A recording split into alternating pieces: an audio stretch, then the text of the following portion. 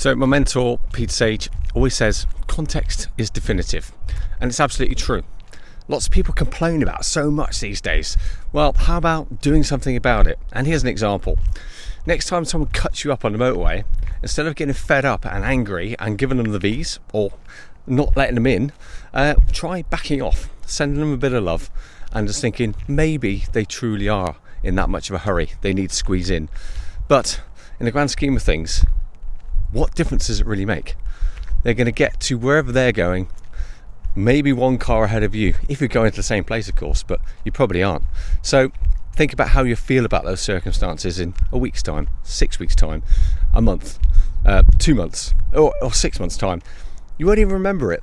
So put things into context and just feel grateful for what you got. The power of gratitude. There's a theme. You may have heard that before.